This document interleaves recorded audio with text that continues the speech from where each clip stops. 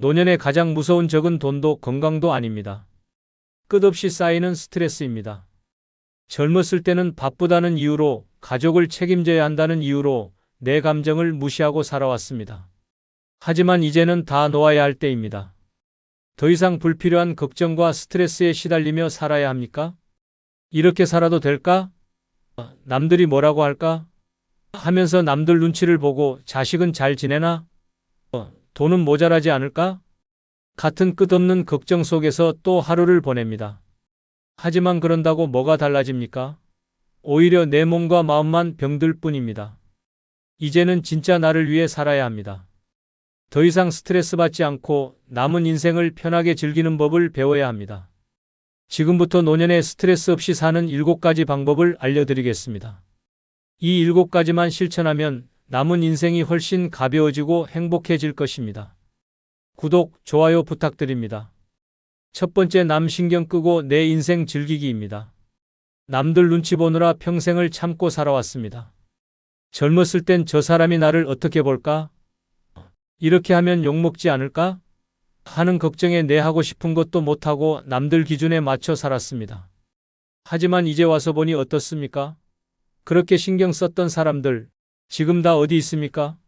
결국 남는 건 남의 시선이 아니라 내 삶뿐입니다. 이제는 정신을 차려야 합니다. 남이 나를 어떻게 보든 그게 내 삶과 무슨 상관입니까? 남들이 내 인생을 대신 살아줍니까? 남들이 내 통장에 돈을 넣어줍니까? 내가 아플 때 대신 아파줍니까? 아니잖아요. 그런데도 왜 아직까지 남 눈치를 보면서 내 행복을 미뤄둡니까? 더 충격적인 사실을 알려줄까요? 사실 남들은 당신에게 별 관심이 없습니다. 당신이 어떻게 살든 뭘 하든 남들은 신경조차 쓰지 않습니다. 겉으로는 말 한마디 보태는 것 같아도 돌아서면 당신이 뭘 했는지조차 기억도 못합니다. 그런데도 우리는 남들에게 잘 보이려고, 좋은 사람처럼 보이려고 쓸데없는 걱정을 하며 스트레스 받고 있습니다. 이제는 더 이상 그럴 필요 없습니다. 이제부터라도 내 인생은 나를 위해 살아야 합니다.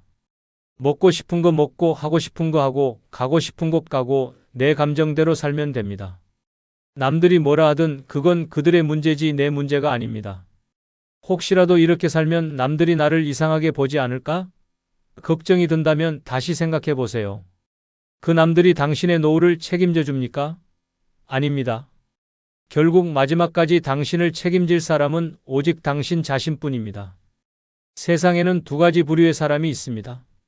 남 신경 끄고 자기 삶을 즐기는 사람과 남 눈치 보느라 자기 인생을 낭비하는 사람.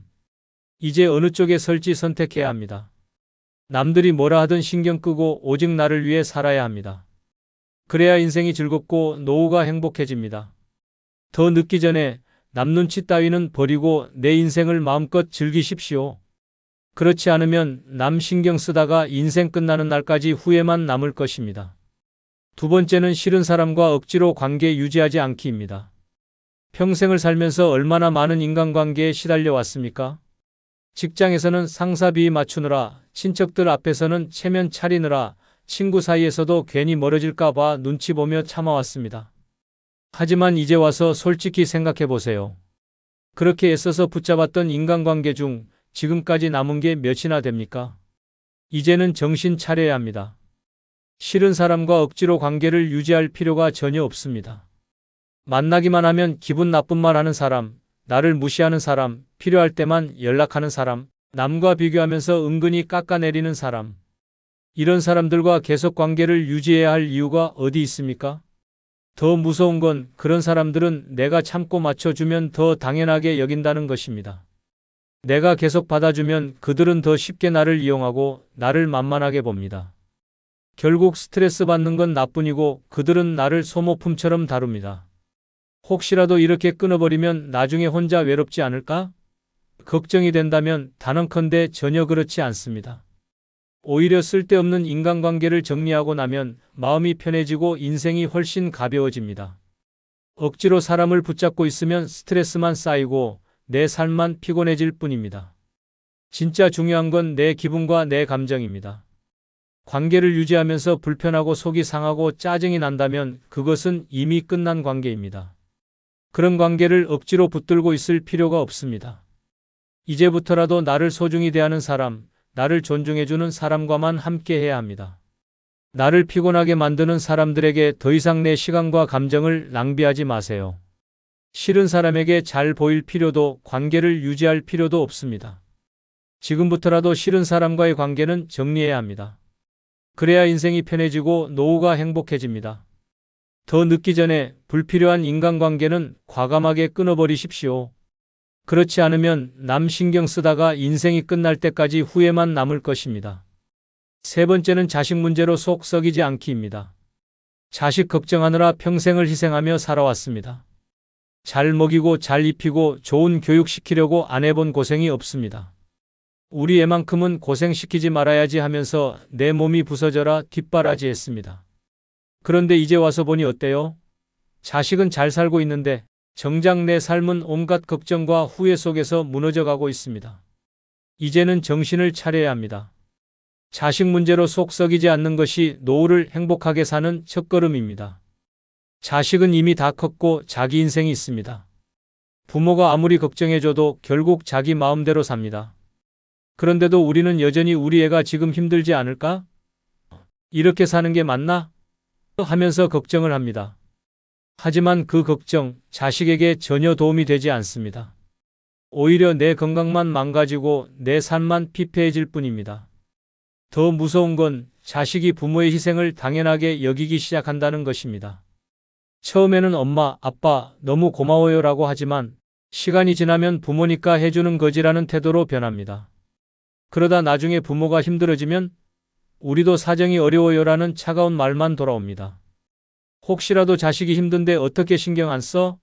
라고 생각한다면 한 가지 기억하세요. 당신이 아무리 걱정해도 자식 인생이 바뀌지 않습니다. 오히려 부모가 계속 간섭하면 자식은 부담스러워하고 결국 부모를 피하게 됩니다. 자식이 원하는 건 잔소리나 걱정이 아니라 그냥 묵묵히 응원해주는 부모입니다. 이제부터라도 자식 문제로 속 썩이지 마세요. 자식 인생은 자식이 책임져야 합니다. 부모는 도와줄 수 있지만 대신 살아줄 수는 없습니다. 자식이 어떤 선택을 하든 그것을 받아들이고 내 삶을 살아야 합니다. 자식 걱정에 노후를 허비하지 마세요. 이제는 내 인생이 먼저입니다. 자식이 힘들든 잘 살든 부모가 모든 걸 짊어질 필요는 없습니다. 더 늦기 전에 자식 문제에서 벗어나야 합니다. 그렇지 않으면 남 걱정하다 내 인생 끝나는 날까지 후회만 남을 것입니다. 네 번째는 남과 비교하는 습관 버리기입니다. 비교하는 순간 내 인생은 불행해집니다. 젊었을 때부터 누구네 집 자식은 성공했다더라. 저 사람은 저렇게 좋은 집에서 산다더라 하면서 남과 비교하며 살아왔습니다. 하지만 그렇게 남들만 보다가 정작 내가 이룬 것, 내 인생의 행복은 하나도 누리지 못한 채 늙어버렸습니다. 이제는 정신을 차려야 합니다. 비교하는 순간 내 인생은 초라해질 수밖에 없습니다. 세상에는 나보다 돈 많은 사람도, 더 건강한 사람도, 더 여유로운 사람도 많습니다. 그런데 그 사람들과 비교해서 내가 얻는 게 무엇입니까? 스트레스와 열등감뿐입니다. 더 무서운 건 비교하는 습관은 평생 끊이지 않는다는 것입니다. 젊었을 때는 누가 더 성공했나 비교하고, 나이 들어서는 누가 더 건강한가, 누가 더 자식 보기 좋은가 비교합니다. 그러다 결국 남의 인생만 부러워하다가 내 인생을 낭비하는 최악의 결말을 맞이하게 됩니다. 혹시라도 그래도 남들처럼은 살아야 하지 않겠어? 라고 생각한다면 다시 한번 생각해 보세요. 남들은 당신을 신경 쓰지 않습니다. 당신이 잘 살든 못 살든 남들은 자기 인생 살기에 바쁩니다. 그런데 왜 우리는 남들 눈치를 보면서 남들과 비교하며 괜히 스스로를 초라하게 만드는 것입니까? 이제부터라도 비교하는 습관을 버려야 합니다. 남의 인생은 남의 것이고 내 인생은 내 것입니다. 남들이 뭐라 하든 누구보다 잘 살든 못 살든 내가 행복하면 그만입니다. 남과 비교하다 보면 끝없이 부족함만 느껴지고 내 삶이 보잘것없게 느껴집니다. 하지만 비교를 멈추는 순간 비로소 내 삶의 소중함을 알게 됩니다. 지금부터라도 비교를 멈추고 내 인생을 즐기십시오.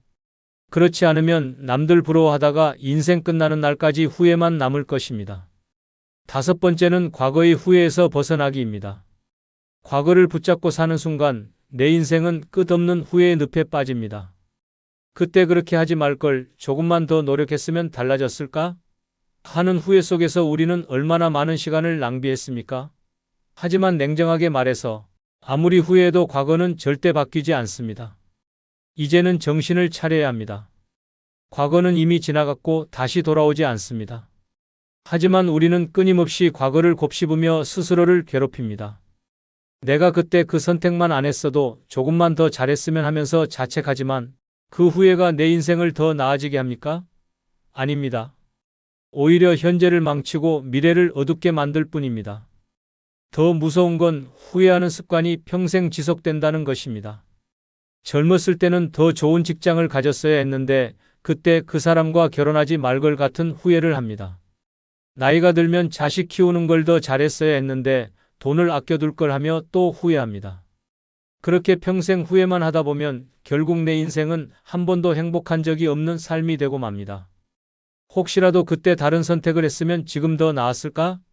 라는 생각이 들더라도 다시 생각해 보십시오. 그 선택을 했다고 해서 정말 더 행복했을까요? 아닙니다. 다른 선택을 했어도 우리는 여전히 후회했을 것입니다. 완벽한 인생이란 없고 모든 인생에는 아쉬움이 남기 마련입니다. 이제부터라도 후회를 버려야 합니다. 과거는 지나갔고 내가 바꿀 수 있는 것은 지금 이 순간뿐입니다. 과거를 후회하며 사느라 현재를 낭비하면 결국 미래에도 똑같은 후회를 반복하며 인생을 끝마치게 됩니다. 과거의 후회를 내려놓는 순간 내 삶은 가벼워지고 자유로워집니다. 지금부터라도 후회를 멈추고 남은 인생을 있는 그대로 받아들이고 즐기십시오. 그렇지 않으면 후회만 하다가 인생 끝나는 날까지 아쉬움만 남을 것입니다. 6번째는 남이 뭐라 하든 내 방식대로 살기입니다. 평생을 남의 눈치 보며 살아왔습니다. 이렇게 하면 욕먹지 않을까? 저 사람이 나를 이상하게 생각하면 어쩌지? 하면서 내 마음을 억누르고 내 방식대로 살지 못했습니다. 하지만 이제 와서 돌아보니 그렇게 신경 썼던 사람들이 지금 내 곁에 남아 있습니까? 결국 남이 아니라 내 인생이 남았을 뿐입니다. 이제는 정신을 차려야 합니다. 남들이 뭐라 하든 그건 그들의 문제지 내 문제가 아닙니다. 내가 하고 싶은 걸 하면 그 나이에 그런 걸 왜 해? 라고 하고 가만히 있으면 왜 저렇게 사냐? 라고 합니다. 결국 어떻게 살든 남들은 할 말을 찾고 내 인생을 평가하려 듭니다. 하지만 중요한 건 그들이 내 삶을 책임져 주지 않는다는 것입니다. 더 무서운 건 남의 말을 듣다 보면 내 인생이 사라진다는 것입니다. 처음에는 작은 결정 하나도 남에게 맞추다 보면 점점 내가 원하는 게 뭔지도 모르게 됩니다. 결국 남들이 원하는 대로 살다 보면 마지막에 남는 건 후회뿐입니다. 혹시라도 그래도 남들에게 잘 보여야 하지 않을까? 라고 생각한다면 다시 생각해 보세요. 남들이 당신의 노후를 책임져 줍니까? 아닙니다. 당신이 힘들어질 때 당신을 대신 살아줄 사람은 아무도 없습니다. 결국 마지막까지 당신을 책임져야 하는 사람은 오직 당신 자신뿐입니다. 이제부터라도 남의 말은 한 귀로 듣고 흘려야 합니다. 내 방식대로 살 때 비로소 내 인생이 시작됩니다. 남이 뭐라 하든 상관하지 말고 내가 하고 싶은 걸 하고 내가 원하는 삶을 살아야 합니다. 남 눈치 보며 살다 보면 인생이 끝나는 날까지 후회만 남습니다. 더 늦기 전에 남들이 뭐라 하든 신경 끄고 내 방식대로 사십시오. 그렇지 않으면 남들 맞추다가 내 인생을 한 번도 살아보지 못한 채 끝나게 될 것입니다. 7번째는 평생 참고 산 감정 과감히 내려놓기입니다. 평생을 참고 견디고 삼키며 살아왔습니다. 괜히 내색하면 싸움만 나지 그래도 내가 어른인데 참아야지 하면서 속으로 끓어오르는 감정을 꾹꾹 눌러 담았습니다. 하지만 그 감정들이 사라졌습니까? 아닙니다. 쌓이고 쌓여서 마음속에서 골마터지고 있을 뿐입니다. 이제는 정신을 차려야 합니다. 참는다고 모든 게 해결되는 것이 아닙니다. 오히려 참고 사는 습관이 몸과 마음을 병들게 합니다. 속에 쌓인 감정이 스트레스로 바뀌고 스트레스는 결국 병이 됩니다. 화병, 우울증, 고혈압, 불면증 같은 병들은 전부 참고 살아온 감정이 만든 결과입니다. 더 무서운 건 그렇게 참고 산다고 해서 누가 알아주지도 않는다는 것입니다. 내가 참고 맞춰주고 희생한 걸 남들은 당연하게 여깁니다. 내가 한 번이라도 불만을 표현하면 왜 저러지? 갑자기 변했네? 라고 합니다. 결국 평생 참고 살다 보면 남들은 편하고 나만 손해보는 인생이 됩니다. 혹시라도 지금 와서 뭘 바꿀 수 있겠어? 라고 생각한다면 다시 생각해 보세요. 지금이라도 바꾸지 않으면 남은 인생도 똑같이 참고만 살다가 끝납니다. 이제라도 내 감정을 솔직하게 표현해야 합니다. 싫으면 싫다고, 서운하면 서운하다고, 화가 나면 화가 난다고 말해야 합니다. 이제부터라도 참는 대신 내려놓아야 합니다. 속으로 끌어안고 있는 감정을 꺼내놓아야 합니다. 말로 표현하고 필요하면 울고 크게 웃고 나 자신을 위해 살아야 합니다. 내 감정을 내가 챙기지 않으면 아무도 챙겨주지 않습니다. 참고 사는 인생은 결국 후회만 남습니다. 더 늦기 전에 평생 눌러왔던 감정을 과감히 내려놓고 나를 위한 삶을 시작하십시오. 그렇지 않으면 참고만 하다가 내 인생을 한 번도 제대로 살아보지 못한 채 끝나게 될 것입니다. 여러분, 인생은 앞으로 얼마 남았습니다. 이 시간을 남들 걱정하며 스트레스 받으며 허비할 겁니까? 아니면 진짜 나를 위해 살아볼 겁니까? 선택은 당신에게 달려 있습니다. 세상에는 끝없는 걱정과 스트레스에 시달리며 사는 사람과 남 신경 끄고 편안하게 사는 사람이 있습니다. 이제 어느 쪽을 선택할지 결정해야 합니다.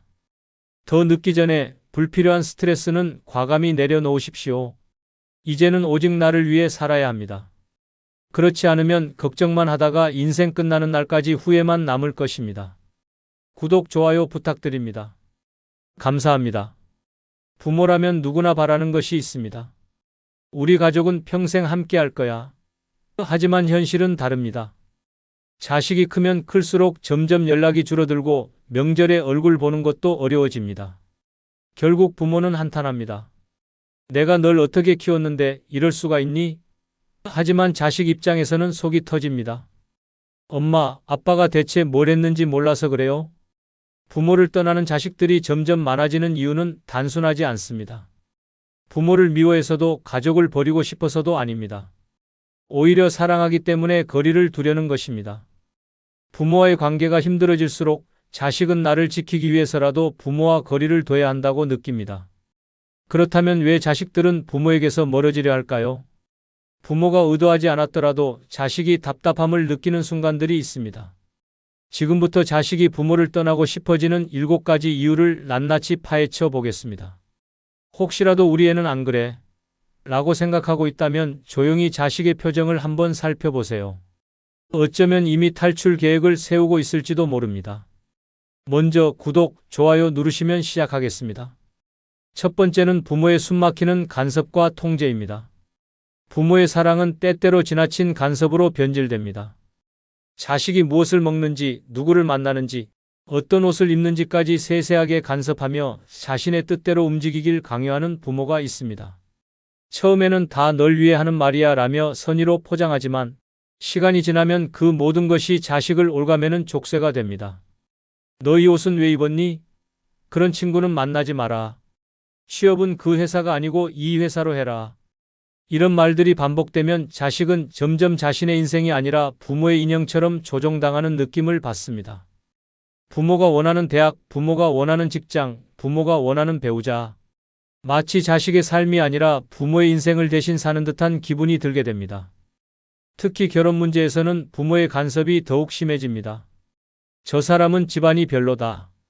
너보다 잘난 사람을 만나야 한다. 부모 말 안 듣고 결혼하면 후회한다. 이런 말들로 자식의 인생을 쥐락펴락하려 합니다. 하지만 정작 부모는 자식이 행복한지 그 사람과 어떤 관계를 쌓아가는지에는 관심이 없습니다. 오직 자신이 원하는 대로 해야 만족할 뿐입니다. 이러한 간섭은 자식에게 심한 스트레스로 다가옵니다. 성인이 되어 독립적인 생활을 하고 싶어도 부모는 끊임없이 개입합니다. 연락이 없으면 왜 요즘 얼굴도 안 비추냐?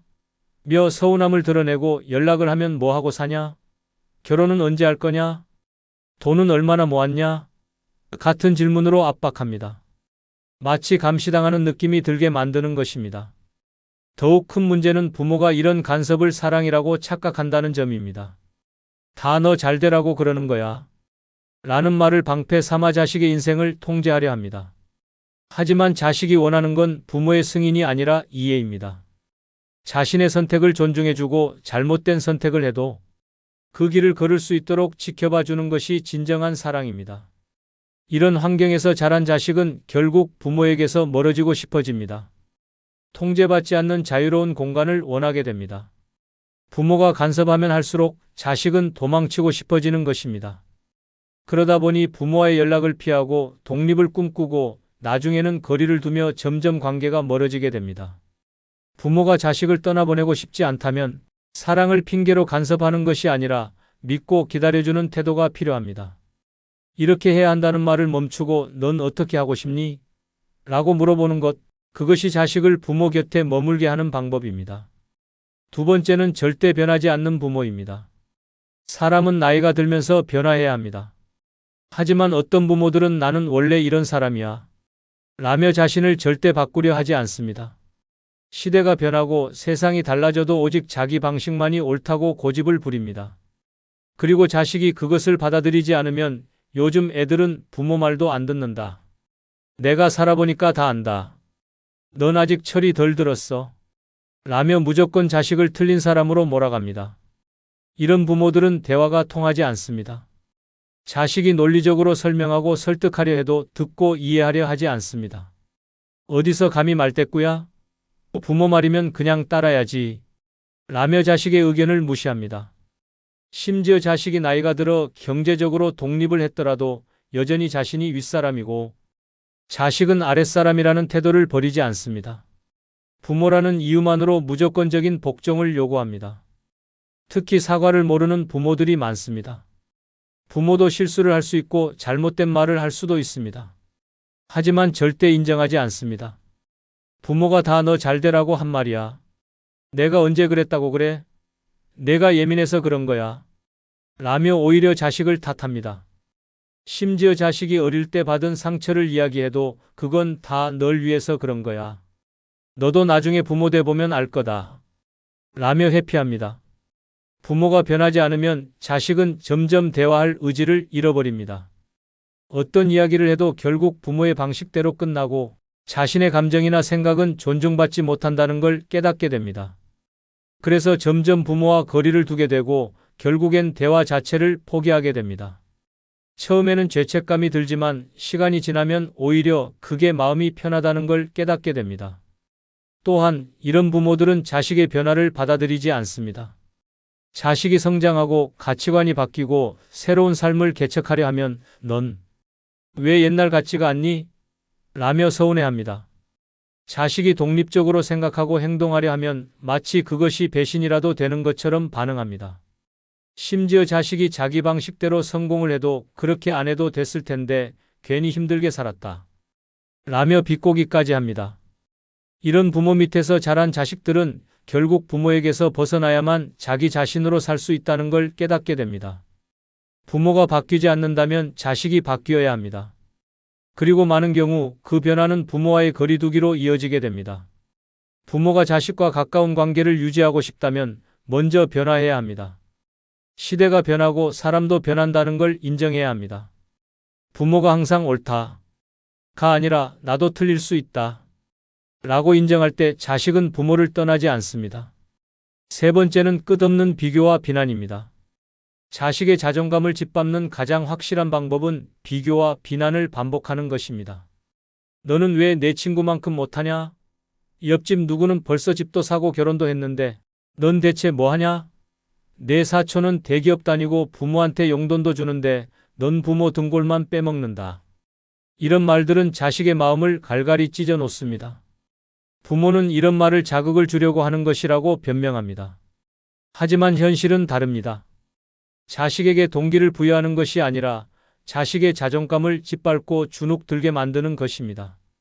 한두 번이 아니라 평생 이런 말을 듣고 자란 자식은 결국 부모 앞에서 위축되고 스스로를 무능력한 존재로 여기게 됩니다. 특히 명절이나 가족 모임에서 이런 비교가 극심해집니다. 누구는 부모님께 여행도 보내드렸다더라. 누구는 승진해서 연봉이 올랐다던데 넌 뭐하냐? 온 가족이 모인 자리에서 수치심을 주는 말들을 쏟아내며 자식을 벼랑 끝으로 몰아갑니다. 자식은 그 자리가 지옥처럼 느껴지고 부모를 대하는 것이 고통스러워집니다. 결국 점점 연락을 끊고 거리를 두게 됩니다. 더 심각한 문제는 비교만으로 끝나지 않는다는 점입니다. 자식을 비교한 후에는 반드시 비난이 따라옵니다. 내가 그렇게 게으르니까 인생이 그 모양이지. 내가 널 어떻게 키웠는데 이렇게 한심한 꼴을 보려고 그랬겠냐? 내가 그러니까 누가 널 좋아하겠냐? 이런 말들은 자식의 정신을 피폐하게 만듭니다.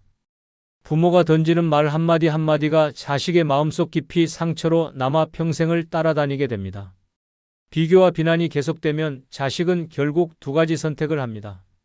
하나는 부모에게 인정받기 위해 자신을 혹독하게 몰아붙이는 것이고, 다른 하나는 아예 부모를 떠나버리는 것입니다. 부모가 아무리 기대하는 대로 살아도 만족하지 않는다는 걸 깨닫는 순간, 자식은 더 이상 노력할 의욕조차 잃어버립니다.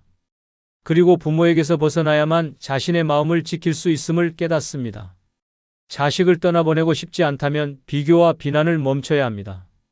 누구보다 못하다가 아니라 너는 너만의 길을 가고 있다고 말해주는 것, 그것이 자식을 부모 곁에 머물게 하는 방법입니다. 비교 속에서 사랑을 찾을 수는 없습니다. 사랑은 있는 그대로의 자식을 인정하는 데서 시작됩니다. 네 번째는 끝없는 감정적 착취입니다. 부모가 자식에게 의지하는 것은 자연스러운 일입니다.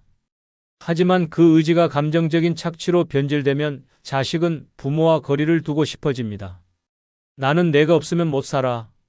너밖에 내 마음을 알아줄 사람이 없어. 나는 내가 내 곁에서 평생 있어줬으면 좋겠어. 이런 말들은 언뜻 보면 애정 표현 같지만 사실은 자식에게 감정적 짐을 떠넘기는 행위입니다. 자식이 힘든 하루를 보내고 집에 들어와도 부모는 자신의 감정을 먼저 쏟아냅니다. 오늘 너무 우울하다. 내가 나랑 얘기 좀 해줘야겠다. 내가 요즘 나한테 소홀해진 것 같아서 너무 서운하다. 내가 연락을 안 하면 난 정말 외롭고 죽고 싶어진다. 이런 말을 들은 자식은 자신의 감정보다 부모의 감정을 우선해야 한다는 압박을 받습니다. 자신의 힘듦을 털어놓을 틈도 없이 부모의 감정을 달래느라 지쳐갑니다. 더 심각한 경우는 부모가 자식의 죄책감을 자극하는 것입니다. 자식이 독립을 원하거나 결혼을 하려 하면 부모는 곧바로 감정적인 반응을 보입니다. 너 가고 나면 나는 어떻게 하라고? 너도 나중에 부모 돼 보면 알 거다. 부모 버리고 가는 게 어떤 건지. 내가 너를 위해 이렇게 살아왔는데 넌 이렇게 나를 버리는구나.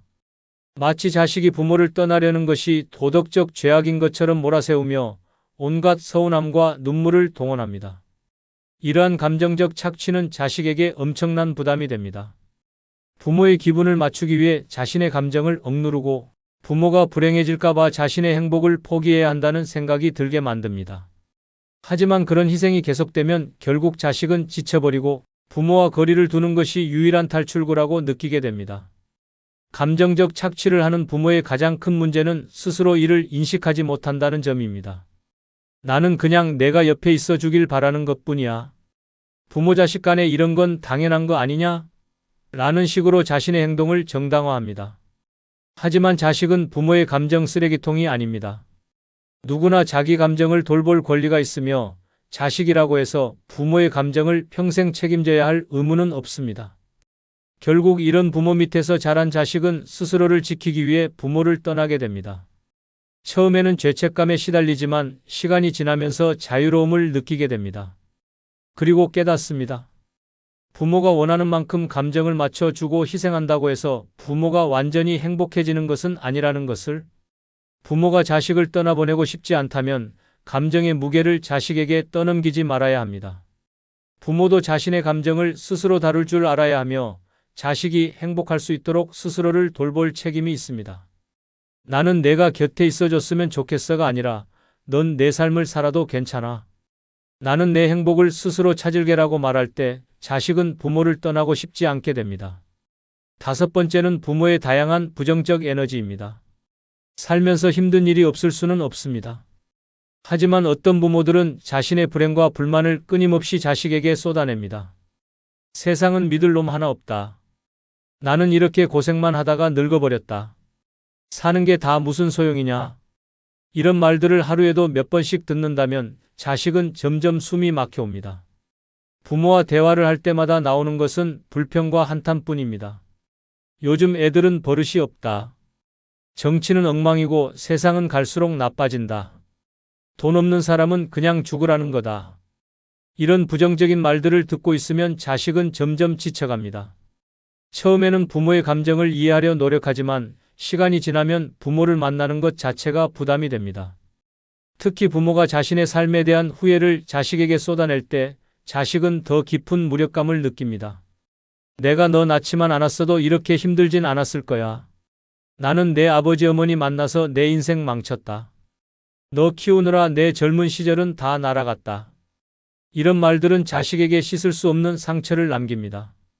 마치 자신이 부모의 불행의 원인인 것 같은 착각을 하게 만들고 그 죄책감에서 벗어나기 위해 부모를 멀리하고 싶어집니다. 이런 부모들은 긍정적인 변화를 받아들이지 않으려 합니다. 자식이 좋은 일을 이야기해도 너만 좋으면 다야? 라며 반응하고 자식이 희망적인 말을 해도 넌 아직 세상을 몰라서 그래. 라며 일축해버립니다. 자식은 부모에게 아무리 밝은 에너지를 주려 해도 그것이 부정으로 뒤덮이는 것을 보며 점점 대화를 피하게 됩니다. 이런 환경에서 자란 자식들은 결국 부모와 거리를 두게 됩니다. 부모와 함께 있으면 자신의 에너지까지 소진되는 것을 느끼기 때문입니다.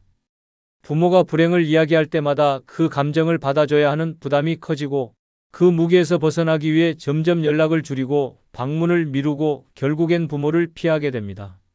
부모가 자식과 가까운 관계를 유지하고 싶다면 부정적인 말과 불평을 멈춰야 합니다. 사는 게 힘들다가 아니라 그래도 잘 살아보자라고 말하는 것, 나는 불행했다가 아니라 앞으로 남은 인생은 즐겁게 살겠다라고 생각하는 것, 그런 태도가 있을 때 자식은 부모 곁에 머물고 싶어집니다. 6번째는 자식에 대한 사랑이라는 이름의 폭력입니다. 부모는 자식을 사랑한다고 말합니다. 하지만 그 사랑이 폭력이 되어 자식을 옭아맬 때 자식은 부모를 떠나고 싶어집니다. 너 잘되라고 하는 말이야. 이건 다 너를 위한 거야. 내가 널 얼마나 사랑하는데 이 정도도 못 참아? 이런 말들은 부모가 자신의 행동을 정당화하기 위해 사용하는 방패입니다. 하지만 정작 자식에게는 상처만 남길 뿐입니다. 사랑이라는 이름 아래 행해지는 폭력의 대표적인 예는 언어적 학대입니다. 부모는 쉽게 말합니다. 넌 도대체 왜 그러냐? 내가 그러니까 인생이 그 모양이지. 내가 우리 집안 망신 다 시킨다. 이런 말들이 아무렇지 않게 자식의 마음을 짓밟습니다. 어떤 부모는 심지어 너 같은 애를 낳은 게 후회된다. 차라리 널 낳지 말걸. 같은 말까지 합니다. 자식은 그런 말을 들을 때마다 부모의 사랑이 진짜였는지 의심하게 되고 부모에게 정을 붙이기가 어려워집니다. 이런 폭력은 단순한 말로만 끝나지 않습니다. 과도한 기대와 강요도 포함됩니다. 자식이 부모의 기대에 미치지 못하면 실망감을 감추지 않으며 때로는 모욕적인 말과 행동을 하기도 합니다. 내가 널 어떻게 키웠는데 넌 그 정도도 못하냐? 라며 죄책감을 심어주고 다른 애들은 부모한테 효도하는데 넌 나한테 해준 게 뭐냐? 라며 사랑을 빌미로 압박합니다. 자식은 부모에게 인정받기 위해 애쓰지만 어떤 노력을 해도 부모는 만족하지 않습니다. 결국 자식은 지쳐버리고 부모를 기쁘게 하기 위한 삶을 포기하고 싶어집니다. 신체적 폭력도 여전히 존재합니다. 나이가 들어도 부모의 손찌검과 폭언을 겪는 자식들이 있습니다. 맞을 짓을 했으니까 맞은 거야. 부모가 훈육하는데 무슨 문제가 있냐? 라는 말로 정당화하지만 폭력은 어떤 이유로든 정당화될 수 없습니다. 어린 시절의 폭력적인 기억은 시간이 지나도 사라지지 않으며 성인이 되어서도 부모를 두려워하게 만듭니다. 결국 자식은 스스로를 지키기 위해 부모를 떠나게 됩니다. 사랑은 강요하는 것이 아닙니다. 사랑은 자식이 부모 곁에서 편안함을 느끼고 스스로 찾아오고 싶게 만드는 힘이 있어야 합니다. 하지만 부모가 사랑이라는 이유로 자식을 옭아매고 조종하려 하면 그 관계는 결국 깨어지고 맙니다. 이건 다 널 위한 거야 라는 말이 아니라 내가 행복하면 나도 행복하다라고 말할 수 있을 때 자식은 부모를 떠나지 않습니다. 7번째는 자식의 인생을 자신의 만족을 위해 이용함입니다. 부모는 자식을 사랑한다고 말하지만 때로는 그 사랑이 이기적인 욕망으로 변질됩니다. 어떤 부모들은 자식을 하나의 독립된 존재로 보지 않고 자신의 기대를 채우기 위한 도구처럼 여깁니다. 우리 집안의 자존심을 지켜야 해. 내가 못 이룬 꿈을 내가 대신 이뤄야 해. 부모 체면 좀 생각해라. 이런 말들 속에는 자식을 위한 배려가 아니라 부모 자신의 만족과 욕망이 숨어 있습니다. 자식의 진로 선택에서부터 시작됩니다. 부모는 너 하고 싶은 대로 해. 라고 말하면서도 정작 자식이 자신이 원하는 길을 선택하려 하면 단호하게 반대합니다. 그거에서 뭐 먹고 살래? 주변에 창피해서 말을 못하겠다. 우리 집안에서 그런 일 하는 사람 없다. 부모가 원하는 대학, 부모가 원하는 직업, 부모가 원하는 인생을 따르지 않으면 자식은 부모에게 인정받을 수 없습니다. 결혼 문제에서도 이런 문제는 더욱 심각해집니다. 부모는 자식의 행복보다 자신의 체면과 만족을 우선합니다. 집안에 흠이 될 만한 사람은 안 된다. 내가 친척들한테 얼굴 들고 다니려면 내가 괜찮은 사람 만나야 한다. 우리 가문에 걸맞은 결혼을 해야 한다. 자식이 진정으로 사랑하는 사람이 있어도 부모의 기준에 맞지 않으면 반대부터 합니다. 그 과정에서 자식의 감정과 행복은 철저히 무시됩니다. 부모의 기대에 맞추지 못하면 자식은 비난을 받습니다. 내가 널 어떻게 키웠는데 너는 부모 속만 썩인다. 넌 우리 집안 수치야. 차라리 낳지 말 걸 그랬다.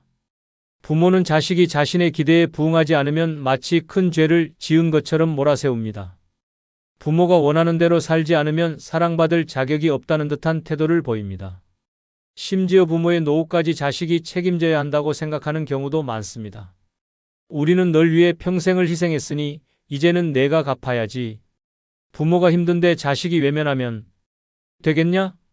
자식이 아무리 최선을 다해도 부모의 기대를 만족시키기는 어렵습니다. 부모의 욕심은 끝이 없고 자식이 아무리 노력해도 그 정도로는 부족하다. 라는 말만 돌아올 뿐입니다.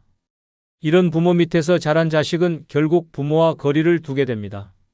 처음에는 부모를 만족시키기 위해 노력하지만 결국에는 자신의 인생이 부모의 욕망을 채우는 도구로 전락했다는 것을 깨닫게 됩니다. 그리고 더 이상 자신의 삶을 빼앗기고 싶지 않아지면서 부모에게서 멀어지기로 결심합니다. 부모가 자식과 건강한 관계를 유지하고 싶다면 자식을 자신의 욕망을 이루기 위한 수단으로 삼아서는 안 됩니다. 내 기대를 저버리지 마라. 가 아니라 내가 원하는 삶을 살아라.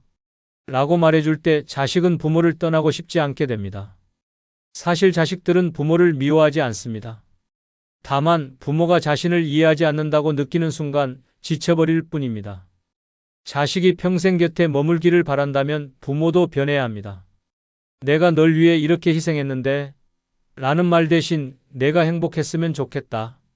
라고 말할 때 자식은 부모를 떠나고 싶지 않아집니다. 부모와 자식 사이에도 적당한 거리가 필요합니다.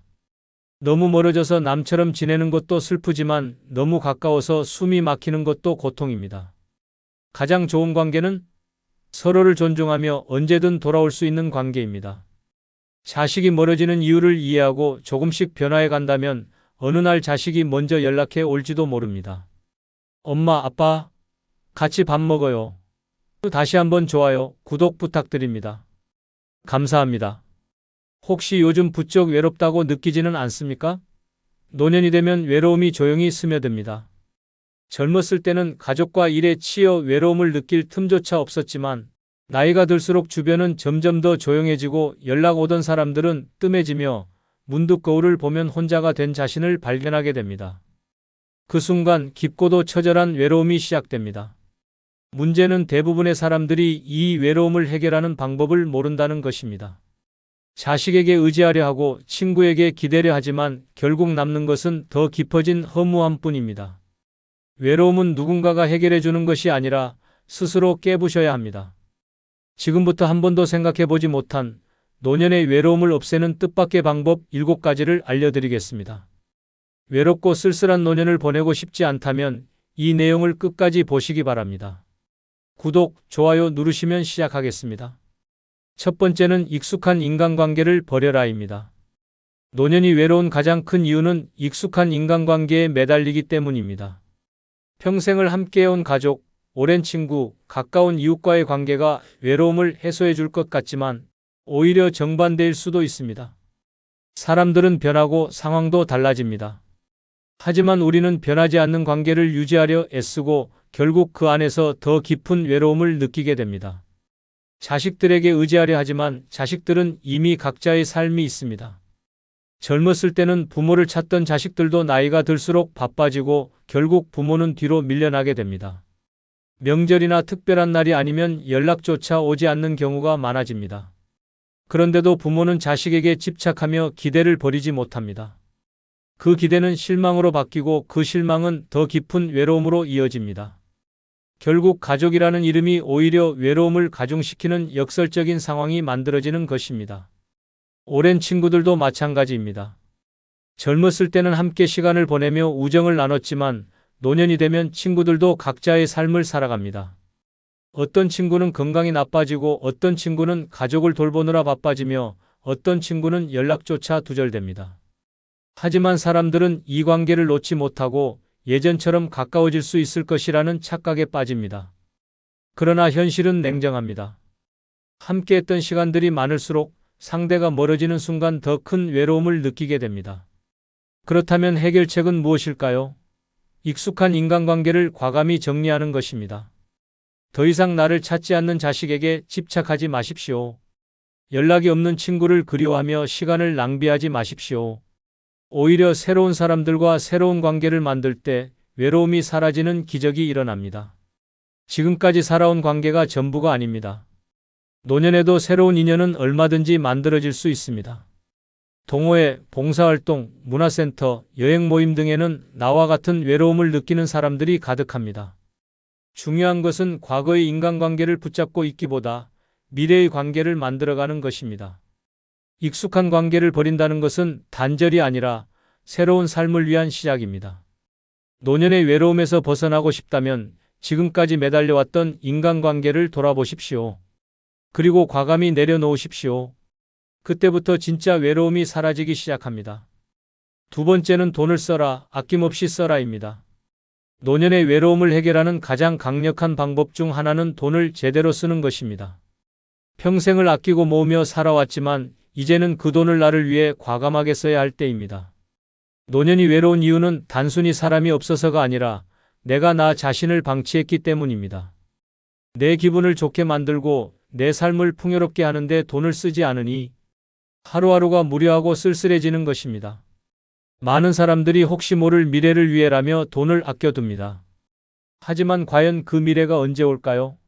나중을 위해 아껴둔 돈이 결국 병원비로 사라지고 내가 즐기지도 못한 채 자식들에게 상속되는 경우가 허다합니다. 정작 내가 즐기지도 못하고 떠난다면 그동안 아껴온 의미가 있을까요? 지금 쓰지 않으면 결국 다른 사람이 쓰게 됩니다. 돈을 제대로 써야 합니다. 내가 기분 좋을 곳에 가고 내가 하고 싶은 것을 하며 내가 즐거운 곳에 투자해야 합니다. 가고 싶었던 여행지를 찾아 떠나고 값비싼 한 끼 식사를 즐기고 관심 있던 취미를 배우십시오. 고급 호텔에서 하룻밤을 보내고 원하는 옷을 사고 필요한 곳에 투자하십시오. 이렇게 돈을 쓰면 내 삶이 단조롭지 않게 변하고 자연스럽게 새로운 경험과 새로운 인간관계가 생깁니다. 외로움은 반복되는 무료한 일상에서 피어나는 것이지만 돈을 쓰는 순간 그 패턴이 깨지고 새로운 활력이 생깁니다. 반대로 돈을 아끼며 사는 사람일수록 점점 움츠러들고 세상과 단절됩니다. 괜히 돈 썼다가 나중에 후회하면 어쩌지? 라는 생각이 발목을 잡고 결국 평생 돈만 모으다가 외롭고 쓸쓸한 노년을 맞이하는 경우가 많습니다. 젊었을 때는 돈이 나를 위해 일했지만 노년에는 내가 돈을 제대로 써야 합니다. 돈을 모으는 게 중요한 게 아니라 어떻게 써야 내 삶이 행복해지는지를 아는 것이 중요합니다. 외로움을 없애는 가장 빠른 방법은 내 삶을 풍요롭게 만드는 것입니다. 돈을 쓸 줄 아는 사람이 진정으로 행복한 사람입니다. 자식들에게 남겨주려 아끼지 마십시오. 그들은 당신이 아끼지 않아도 잘 살아갑니다. 오히려 당신이 돈을 아끼고 쓸쓸하게 살아가는 모습을 보면 자식들은 죄책감을 느끼고 부담스러워할 수도 있습니다. 노년의 외로움은 결국 내가 나를 얼마나 소중하게 대하느냐에 따라 결정됩니다. 내 기분을 좋게 만들고 내 삶을 활력 있게 만들어주는 곳에 돈을 아낌없이 쓰십시오. 지금 돈을 쓰는 순간 외로움은 사라지고 행복이 찾아옵니다. 세 번째는 새로운 사람을 만나라, 무조건 만나라입니다. 노년의 외로움을 해결하는 가장 확실한 방법 중 하나는 새로운 사람을 만나는 것입니다. 익숙한 얼굴들과만 어울리며 살아가다 보면 세상은 점점 좁아지고 외로움은 더욱 깊어집니다. 반대로 새로운 사람을 만나면 새로운 대화가 생기고 새로운 경험이 쌓이며 삶이 활력을 되찾습니다. 지금 당장 새로운 인연을 만들지 않는다면 당신의 노년은 점점 더 조용하고 쓸쓸한 방향으로 흘러갈 것입니다. 많은 노년층이 새로운 인간관계를 두려워합니다. 이 나이에 새로운 사람을 만나서 뭐래? 라고 생각하는 순간 당신의 인생은 정지 버튼을 누른 것과 같습니다. 하지만 사람은 언제든지 새로운 관계를 만들 수 있습니다. 그리고 새로운 인연이 생기는 순간 삶은 놀라울 정도로 달라집니다. 한 가지 명심해야 할 것은 새로운 사람을 만나기 위해 일부러 특별한 노력을 할 필요는 없다는 것입니다. 가장 쉬운 방법은 내가 관심 있는 곳으로 가는 것입니다. 운동을 좋아한다면 헬스장이나 요가 클래스를 등록하고, 책을 좋아한다면 독서 모임에 나가고, 취미가 없다면 다양한 동호회나 문화센터를 찾아보십시오.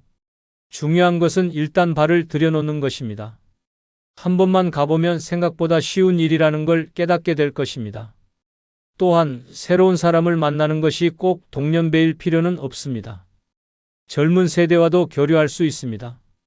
요즘은 세대 간 소통을 위한 다양한 프로그램이 많고 SNS나 온라인 커뮤니티를 통해서도 다양한 연령대의 사람들과 연결될 수 있습니다. 새로운 세대와 대화하는 것만으로도 젊은 감각을 유지할 수 있고 삶의 새로운 시각이 생깁니다.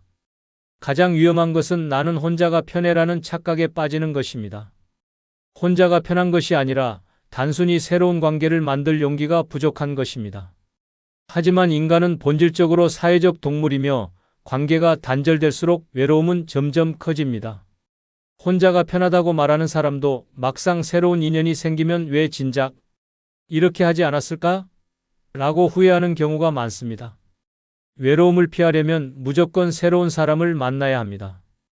혼자 지내는 시간이 길어질수록 외로움은 깊어지고 우울함이 따라옵니다. 지금 당장 내가 할 수 있는 작은 변화부터 시작하십시오.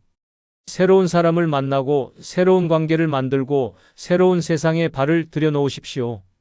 그 순간 노년의 외로움은 사라지고 삶은 다시 활력을 찾을 것입니다. 네 번째는 집에서 나와라, 무조건 나와라입니다. 노년의 외로움을 가장 심하게 느끼는 사람들의 공통점이 있다. 집에만 틀어박혀 있다는 것이다. 하루 종일 TV만 보고 스마트폰만 만지작거리며 침대에 누워 시간을 때우는 생활을 반복하다 보면 외로움은 점점 깊어진다. 사람을 만나지도 않고 새로운 자극도 없이 같은 공간에서 같은 루틴을 반복하면 당연히 외로울 수밖에 없다. 그런데도 많은 사람들은 나갈 곳이 없다, 만날 사람이 없다라는 핑계를 대며 스스로를 집 안에 가둔다. 이것이야말로 노년을 지옥으로 만드는 가장 위험한 습관이다. 젊었을 때는 직장과 사회생활을 하며 자연스럽게 사람들을 만났고 가족들과도 함께 시간을 보냈다. 하지만 노년이 되면 모든 것이 달라진다. 은퇴 후에는 사람을 만날 기회가 줄어들고 자식들은 각자의 삶을 살기 바쁘다. 그렇다면 어떻게 해야 할까? 답은 간단하다. 무조건 집 밖으로 나와야 한다. 외로움은 단순한 감정이 아니다. 몸이 먼저 외로움을 만든다. 집에만 있으면 활동량이 줄고 햇빛을 보지 않으며 신체적인 움직임이 거의 없어진다. 그러면 자연스럽게 우울감이 찾아오고 결국 아무것도 하기 싫어진다. 이것이 반복되면 사람은 점점 더 움츠러들고 인간관계까지 멀어지면서 극도의 고립감이 생긴다. 이 상황을 깨는 가장 확실한 방법은 매일 일정한 시간에 집 밖으로 나가는 것이다. 꼭 특별한 일이 없어도 좋다. 동네 공원을 산책하고 카페에서 차 한 잔을 마시고 마트에 들러 장을 보는 사소한 행동 하나만으로도 삶이 완전히 달라질 수 있다. 밖에 나오는 순간 사람들과 자연스럽게 눈을 마주치고 가벼운 대화를 나눌 기회가 생긴다. 이것이 바로 외로움을 해결하는 첫걸음이다. 더 나아가 의식적으로 새로운 환경을 찾아가라. 매일 같은 길만 걷지 말고 새로운 장소를 탐험해보라. 도서관, 복지관, 문화센터, 전시회, 시장, 심지어 동네 작은 가게라도 좋다. 새로운 공간에 가면 자연스럽게 새로운 사람들과 마주치게 된다. 그리고 그 작은 변화가 당신의 삶을 바꾼다. 무엇보다 중요한 것은 습관을 만드는 것이다. 오늘은 기분이 안 좋으니까 나가지 말아야지라고 생각하는 순간 다시 집 안에 갇히게 된다. 무조건 하루 한 번은 집 밖으로 나가라. 비가 오든 바람이 불든 기분이 좋든 나쁘든 이유를 만들지 말고 그냥 나가라. 집에 있으면 점점 더 고립되고 외로워진다. 하지만 밖으로 나오는 순간 세상은 당신을 반겨줄 것이다. 외로움을 없애고 싶다면 지금 당장 집 밖으로 나가라. 노년의 삶이 완전히 달라질 것이다. 다섯 번째는 무조건 새로운 것을 배워라. 입니다. 노년의 외로움을 극복하는 가장 강력한 방법 중 하나는 새로운 것을 배우는 것이다. 사람은 멈추는 순간부터 외로움을 느낀다. 새로운 경험이 없고 똑같은 일상만 반복되면 결국 삶은 무료해지고 고립된다. 하지만 반대로 배움이 있는 사람은 외롭지 않다. 배우는 순간 새로운 사람을 만나고 새로운 대화가 생기며 삶의 활력이 되살아난다. 결국 외로운 사람과 외롭지 않은 사람의 차이는 배우느냐, 배우지 않느냐의 차이다. 많은 노년층이 새로운 것을 배우는 것에 소극적이다. 이 나이에 뭘 배워? 배운다고 해서 뭐가 달라지겠어? 라고 생각하는 순간 인생은 그대로 정지해버린다. 하지만 배움을 시작하는 순간 생각이 달라진다. 새로운 것을 배우는 것은 단순히 지식을 쌓는 것이 아니라 내 삶을 바꾸는 행위이다. 예를 들어 스마트폰 사용법을 배우는 것만으로도 세상과의 연결고리가 달라진다. SNS를 활용하면 새로운 사람들과 쉽게 소통할 수 있고 유튜브를 통해 다양한 정보와 지식을 얻을 수 있으며 온라인 모임에 참여하며 활동 반경을 넓힐 수도 있다. 스마트폰을 모른다고 외면하는 순간 세상과의 연결이 끊어지고 고립이 시작된다. 하지만 배우는 순간 새로운 세상이 열리게 된다. 또한 취미 활동을 배우는 것도 외로움을 없애는 강력한 방법이다. 그림을 배우면 미술관에 가고 싶어지고 악기를 배우면 연주 모임을 찾게 된다. 운동을 배우면 건강도 좋아지고 새로운 사람들과의 만남도 자연스럽게 이어진다. 중요한 것은 관심 있는 분야를 찾고 그것을 깊이 파고드는 것이다. 배우기 시작하면 인생에 새로운 목표가 생기고 더 이상 외로울 틈이 없어진다. 더 나아가 배움은 자존감을 높인다. 나이가 들수록 사람들은 나는 이제 늙었어. 이제 새로운 건 어렵겠지라는 생각을 하며 스스로를 한계에 가둔다. 하지만 새로운 것을 배우면 나도 할 수 있다는 자신감이 생기고 그 자신감이 삶을 긍정적으로 바꾼다. 배우는 사람은 젊어지고 배움을 멈춘 사람은 늙어간다.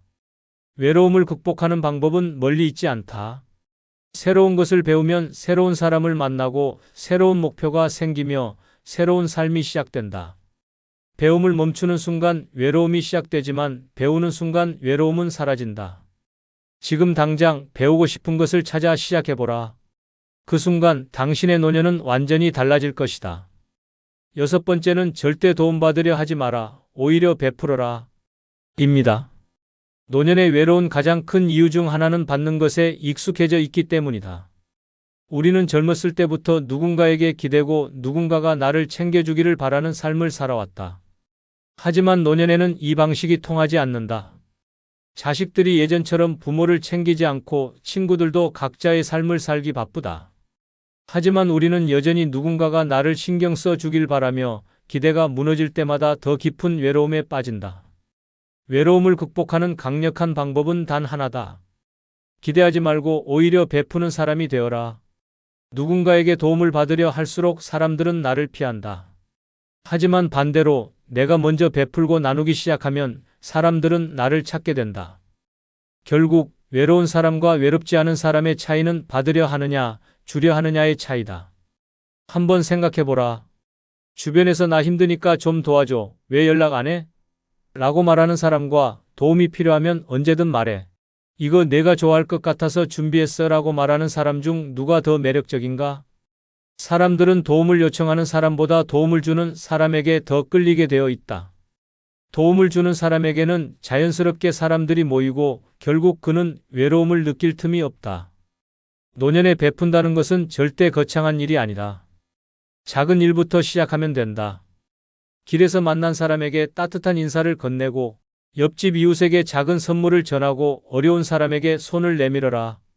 지역사회에서 봉사활동을 하거나 동네 아이들에게 지식을 나누거나 후배들에게 인생의 경험을 이야기해 주는 것도 좋은 방법이다. 이런 사소한 행동들이 쌓이면 내 주변에 점점 더 많은 사람들이 모이게 된다. 무엇보다 베푸는 행위는 나 자신을 위한 것이기도 하다. 누군가를 도와줄 때 우리는 내가 아직 가치 있는 존재라는 느낌을 받는다. 도움을 주는 순간 삶의 의미가 생기고 외로움은 자연스럽게 사라진다. 나이가 들수록 중요한 것은 얼마나 받았느냐가 아니라 얼마나 나누었느냐이다. 지금까지 살아오면서 많은 것을 받았다면 이제는 줄 차례다. 도움을 기다리는 사람이 아니라 도움을 주는 사람이 되어라. 그 순간 당신은 더 이상 외롭지 않을 것이다. 외로움은 사라지고 삶은 더 풍요로워질 것이다. 7번째는 죽음을 두려워하지 마라. 오히려 준비하라. 입니다. 노년의 외로움은 결국 죽음에 대한 두려움에서 시작된다. 나이가 들수록 우리는 언젠가 반드시 맞이할 죽음을 떠올리게 된다. 젊었을 때는 멀게만 느껴졌던 것이 이제는 점점 현실로 다가온다. 친구들이 하나둘 세상을 떠나고 몸은 예전 같지 않고 혼자 남겨질 것 같은 두려움이 커지면서 깊은 외로움이 찾아온다. 하지만 죽음을 두려워하는 순간 인생은 끝난다. 오히려 죽음을 담담하게 받아들이고 철저히 준비하는 사람이 마지막까지 외롭지 않다. 많은 사람들이 죽음을 이야기하는 것 자체를 꺼린다. 그런 생각하면 안 된다. 아직 멀었다라고 애써 외면하지만 준비하지 않은 죽음만큼 비참한 것도 없다. 막상 현실이 닥치면 아무것도 정리되지 않은 채 고립되고 남은 사람들에게 부담만 남긴다. 반대로 죽음을 준비하는 사람은 삶을 더 적극적으로 살아간다. 오히려 죽음을 인정하는 순간 남은 시간 동안 무엇을 해야 할지가 명확해지고 외로움이 아니라 충만한 삶을 살 수 있다. 그렇다면 어떻게 죽음을 준비해야 할까? 가장 먼저 해야 할 일은 내가 원하는 마지막을 스스로 결정하는 것이다. 재산 정리는 물론이고 장례 방식, 유언장 작성, 연명치료 여부까지 모든 것을 미리 정해 놓아야 한다. 이런 준비를 하면 삶의 주도권을 다시 찾을 수 있다. 나는 내 인생을 끝까지 내 뜻대로 살겠다는 마음가짐이 생기면서 불안과 두려움이 사라진다. 또한 죽음을 준비하는 것은 단순히 유산을 정리하는 것이 아니라 지금 이 순간을 더 가치 있게 살아가는 것이다. 죽음을 생각하면 자연스럽게 남은 인생을 어떻게 보낼지 진지하게 고민하게 된다. 어차피 언젠가 끝이 있다면 지금 하고 싶은 것을 하자라는 용기가 생긴다. 하고 싶은 여행을 떠나고 만나고 싶었던 사람을 만나고 하고 싶었던 일을 시도하게 된다. 결국 죽음을 준비하는 사람이 더 열정적으로 삶을 살게 된다. 마지막으로 죽음을 두려워하지 않으려면 스스로 외롭지 않은 환경을 만들어야 한다. 평소에 인간관계를 정리하고 좋은 사람들과의 관계를 유지하며 마음 편한 곳에서 생활해야 한다. 필요하다면 새로운 공동체에 속하는 것도 방법이다. 함께 삶을 공유하고 서로를 돌봐주는 네트워크를 만들면 마지막 순간까지도 외롭지 않다. 노년의 외로움은 죽음을 준비하지 않았기 때문에 생기는 것이다. 외면한다고 해서 피할 수 있는 것이 아니다. 오히려 담담하게 받아들이고 내 방식대로 정리하는 순간 외로움은 사라지고 삶은 더욱 빛난다. 죽음을 두려워하지 말고 오히려 철저하게 준비하라. 그 순간 당신은 누구보다도 당당하고 충만한 삶을 살게 될 것이다. 여러분, 외로움은 피한다고 사라지는 것이 아닙니다. 정면으로 부딪히고 깨부술 때만 해결됩니다. 지금까지의 방법을 다시 떠올려 보시기 바랍니다. 익숙한 인간관계를 버리고 돈을 쓰고 새로운 사람을 만나고 집 밖으로 나가고 배우고 베풀고 죽음을 준비하는 것. 이것이야말로 노년의 외로움을 뿌리째 뽑아내는 강력한 방법들입니다. 이제 선택은 여러분에게 달려 있습니다. 외로움에 갇혀 남은 생을 후회 속에서 보낼 것입니까? 아니면 지금 당장 변화의 발걸음을 내디뎌 새로운 삶을 시작할 것입니까? 인생의 끝이 외로움으로 채워질 필요는 없습니다. 노년의 삶도 여러분이 만드는 것입니다. 지금이 바로 변화할 때입니다. 구독, 좋아요 부탁드립니다. 혹시 요즘 혼자 있는 시간이 늘어나면서 외롭다고 느끼지는 않습니까? 노년의 외로움은 조용히 스며들어 삶을 잠식합니다. 가족과 친구들은 각자의 삶을 살아가고 주변은 점점 더 조용해집니다. 그 순간 마음속 깊은 곳에서 외로움이라는 거대한 공허함이 밀려옵니다. 하지만 외로움은 결코 피한다고 사라지는 감정이 아닙니다. 스스로 극복하려는 노력이 있어야만 외로움에서 벗어날 수 있습니다. 혼자 있어도 행복한 사람과 외로움에 갇혀 사는 사람의 차이는 단순합니다. 바로 삶을 대하는 태도입니다. 지금부터 노년의 외로움을 극복할 수 있는 7가지 강력한 실천법을 알려드리겠습니다. 이 방법들을 따라간다면 외로움은 더 이상 여러분을 지배하지 못할 것입니다. 좋아요, 구독 누르시면 시작하겠습니다. 정말 좋아요 누르셨습니까? 그럼 시작하겠습니다. 첫 번째 실천법은 혼자서도 맛있게 식사하기입니다. 혹시 밥을 대충 때우고 있지는 않습니까? 많은 사람들이 혼자 식사하는 것에 익숙하지 않습니다. 젊었을 때는 가족과 함께 먹었고 직장에서는 동료들과 어울려 식사했습니다. 하지만 노년이 되면 상황이 달라집니다. 자식들은 각자의 삶을 살고 함께 밥을 먹던 배우자나 친구들도 점점 곁을 떠나게 됩니다. 결국 혼자 밥을 먹어야 하는 순간이 찾아오지만 이를 어떻게 받아들이느냐에 따라 삶의 질이 달라집니다. 대부분의 사람들은 혼자 식사하는 것이 외롭다고 느낍니다. 그래서 대충 한 끼 때우고 김치 하나에 밥만 먹거나 인스턴트 음식으로 끼니를 해결해 버립니다. 하지만 그렇게 살다 보면 식사 시간이 점점 고통스러워지고 나아가 삶 자체가 무의미하게 느껴질 수도 있습니다. 음식을 대충 먹는다는 것은 결국 내 삶을 대충 살아간다는 것과 같습니다. 그러나 혼자서도 맛있게 식사하는 사람은 다릅니다. 그들은 음식을 허투루 대하지 않고 오히려 혼자 먹는 시간을 더 풍요롭게 만듭니다. 예쁘게 차려진 식탁에 앉아 정성스럽게 만든 음식을 먹고 좋아하는 음악을 틀거나 창밖을 바라보며 여유를 즐깁니다. 그 순간 혼자 먹는 밥이 더 이상 외로운 시간이 아니라 나를 위한 특별한 시간이 됩니다. 그렇다면 어떻게 하면 혼자서도 맛있게 식사할 수 있을까요? 첫 번째, 식탁을 아름답게 차려야 합니다. 대충 찬밥에 김치만 먹지 말고 정성스럽게 차린 한 끼를 준비하십시오. 비록 혼자 먹더라도 예쁜 그릇에 담아내고 좋아하는 반찬을 곁들이며 특별한 날처럼 식사를 즐겨야 합니다.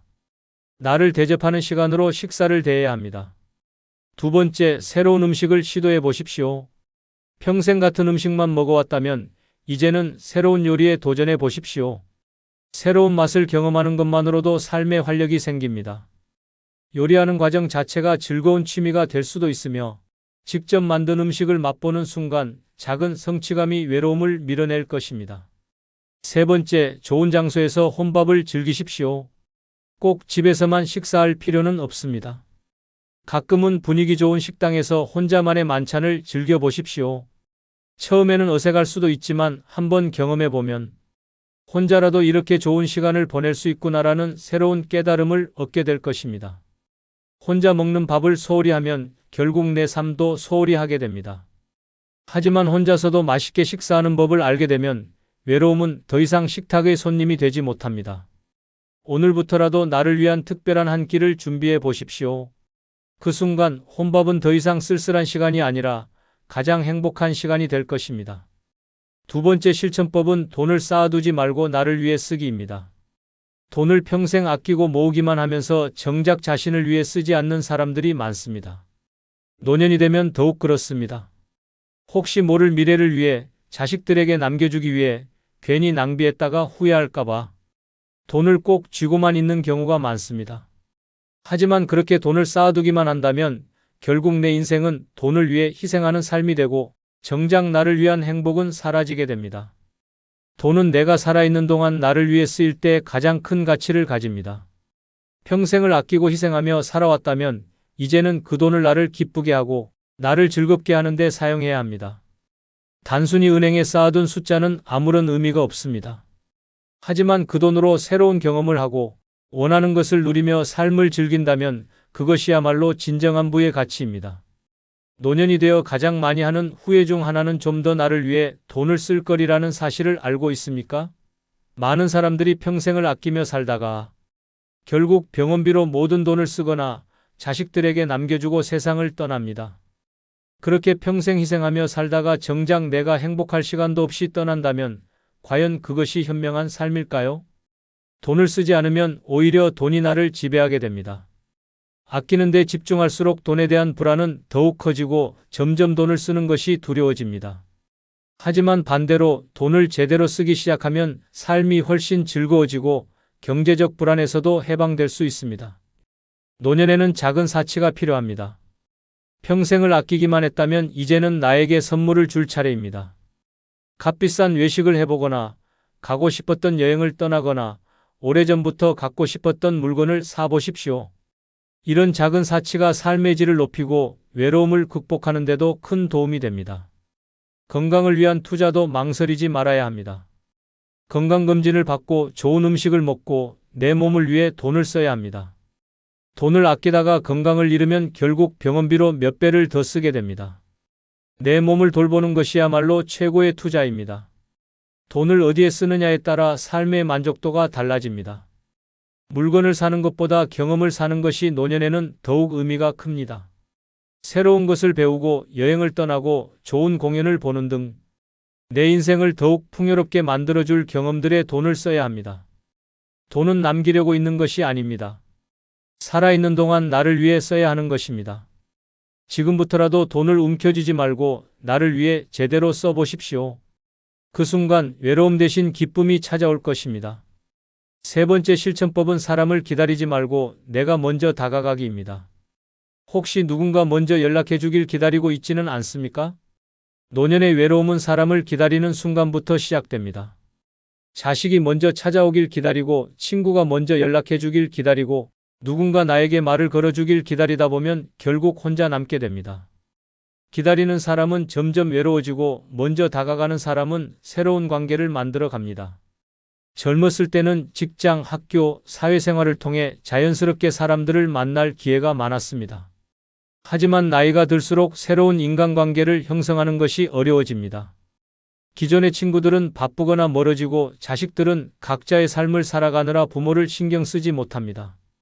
이때 많은 사람들이 내가 먼저 연락하면 부담스러워할까? 괜히 방해하는 건 아닐까? 라는 생각을 하며 뒤로 물러섭니다.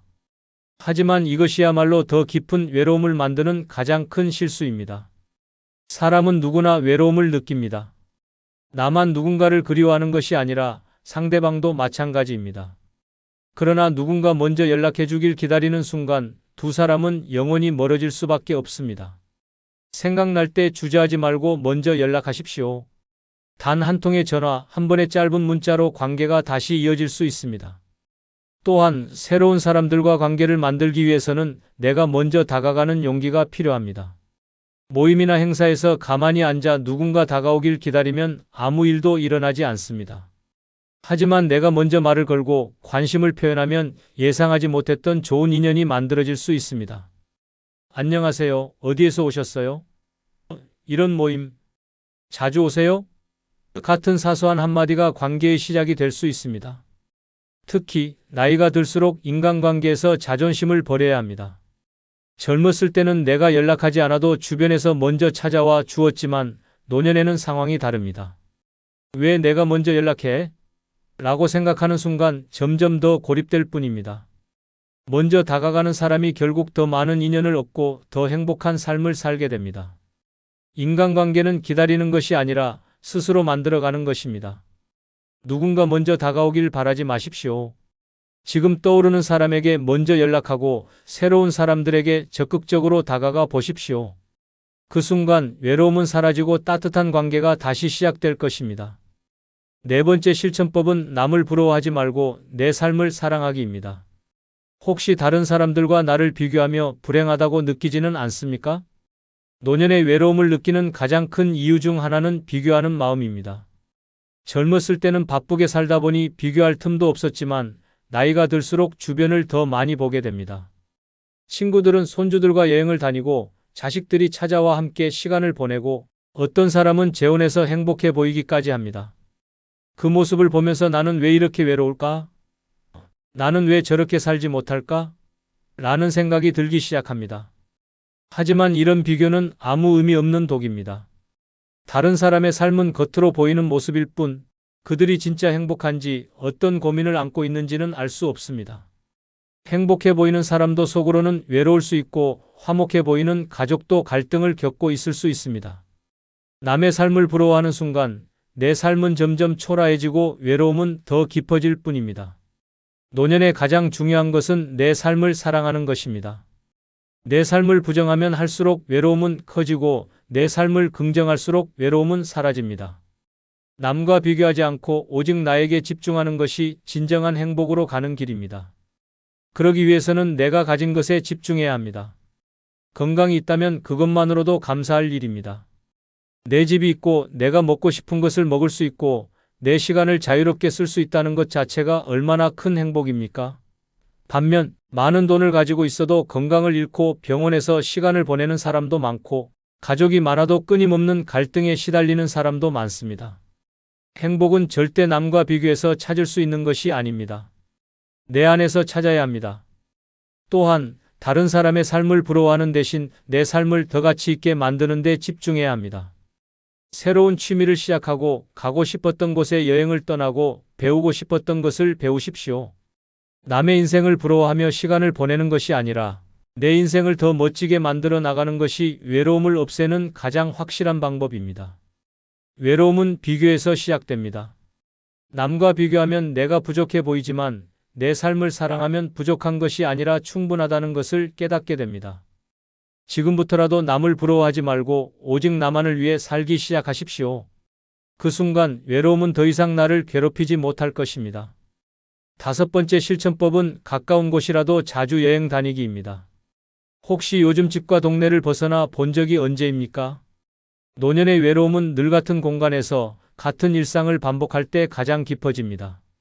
매일 같은 방에서 눈을 뜨고 같은 길을 걸으며 같은 카페에서 시간을 보내다 보면 하루하루가 무료해지고 외로움이 점점 더 커지게 됩니다.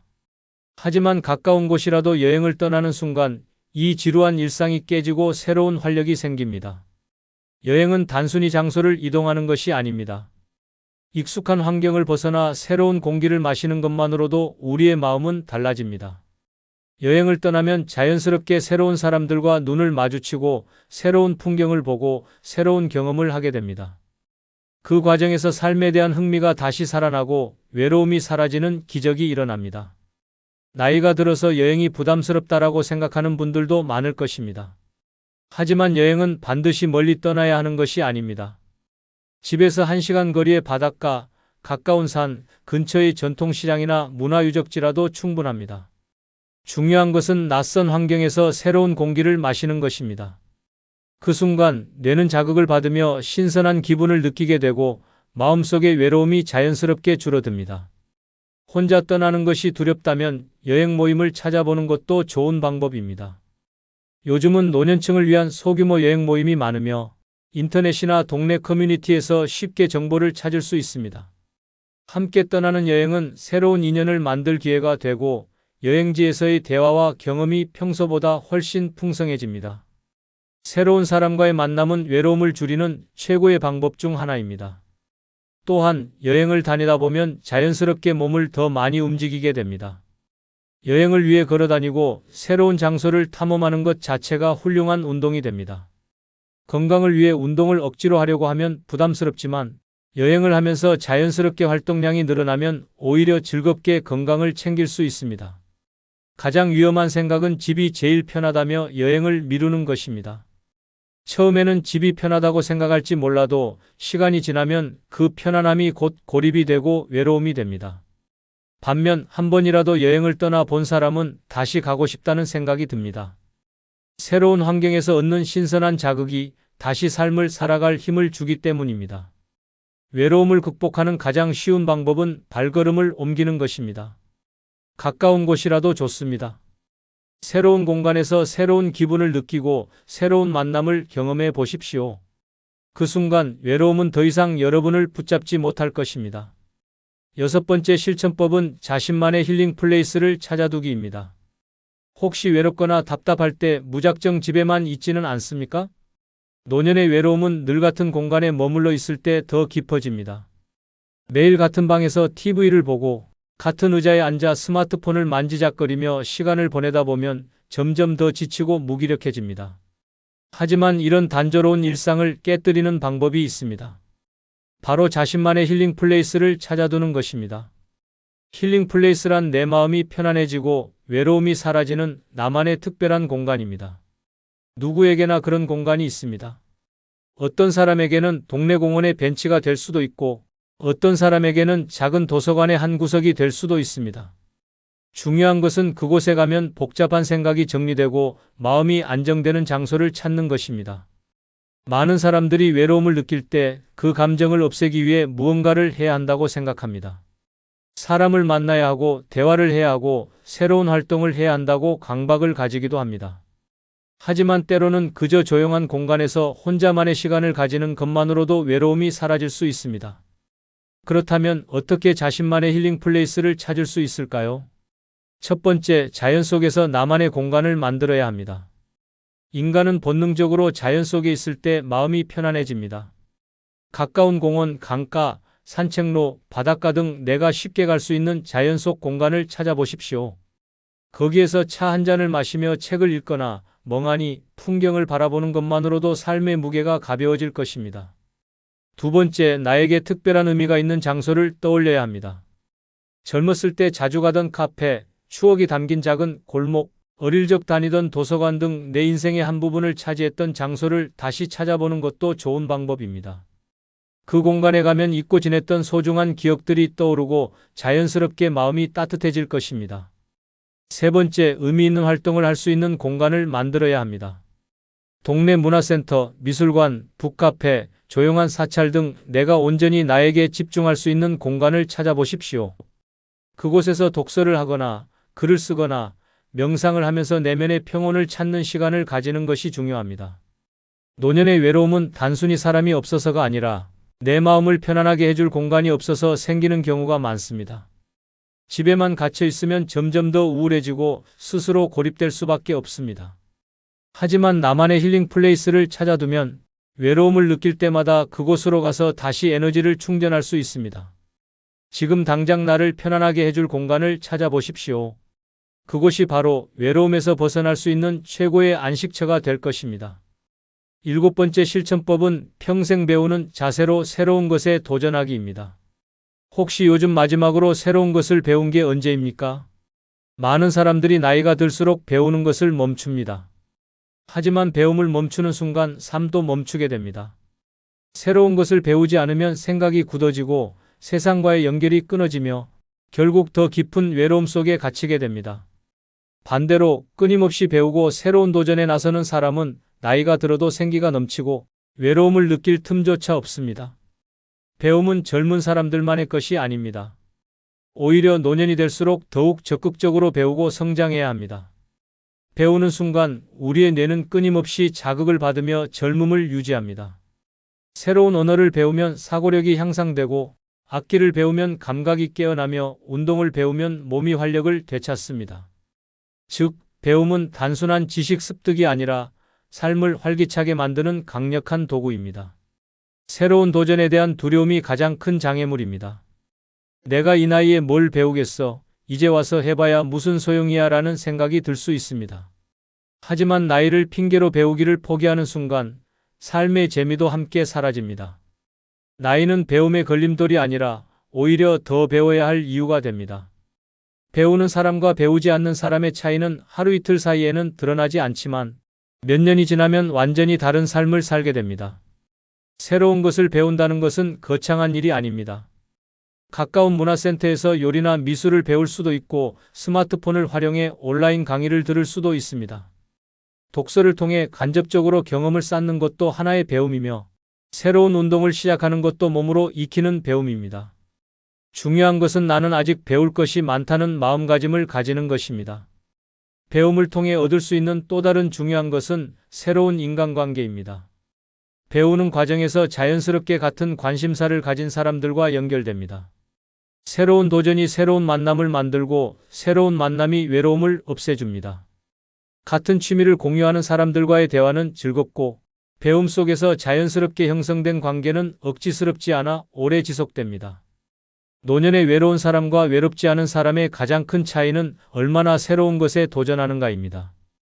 과거에 머물러 있으면 점점 더 외로워지고 새로운 것을 배우고 익히면 세상이 점점 더 넓어집니다. 지금부터라도 새로운 도전을 시작하십시오. 배움을 멈추지 않는 한 당신의 삶은 계속해서 성장할 것입니다. 외로움은 선택입니다. 누군가는 홀로 있는 시간을 불행이라 여기고 누군가는 그 시간을 자유라고 느낍니다. 삶은 스스로 만들어가는 것입니다. 새로운 곳을 여행하고 배움을 멈추지 않으며 먼저 사람들에게 다가가고 나를 위한 힐링 플레이스를 찾을 때 외로움은 더 이상 문제가 되지 않습니다.